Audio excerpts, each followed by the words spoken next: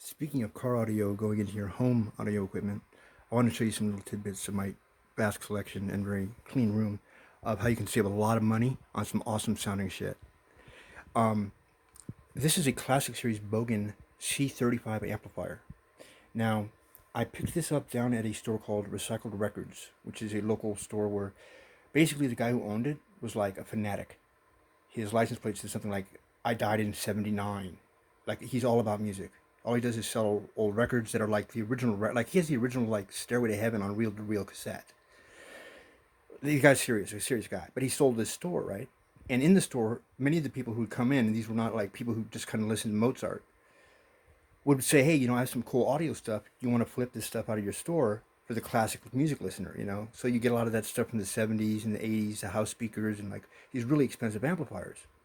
But I couldn't figure out this one, why it was in that store. But the guy sold the store, but he left the price tag on it. It's 25 bucks. I look it up on Amazon.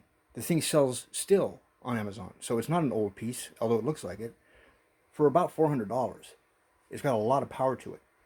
But there's a catch. What's that? It's not really for home audio. It's basically something you would connect like in a hospital to basically send the message throughout all the speaker systems in the hospital if you're paging somebody, or put telephone things on speaker, or like maybe at a football game in high school, it'll power the entire PA system. So you only have two speaker leads coming out of this thing. What are you going to do with that? Because it's great power. It's very fresh power. It's awesome power. You can utilize this for any kind of fucking music. Excuse my language. Well, what you do is you basically will either hook it up to one large box or a preamp that'll then separate all the lines to go to your other separate speakers, etc. Or I realized Radio Shack.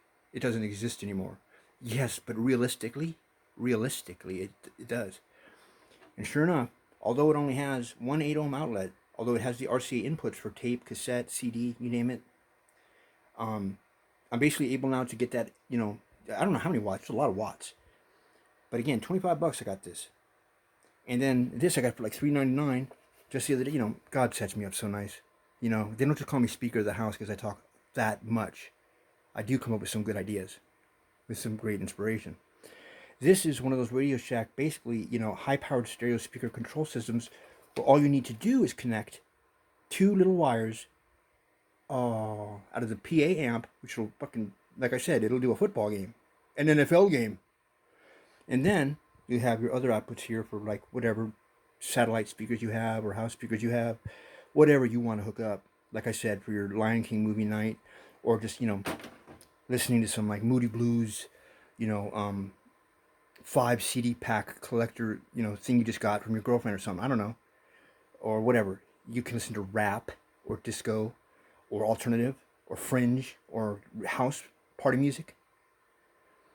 And basically, I have like my $500. I'm sharing this with you. This is an idea I can make a lot of money on, but they'll probably steal it anyway. So I'd rather give it to all of you for free before they sell it to you. Word to God.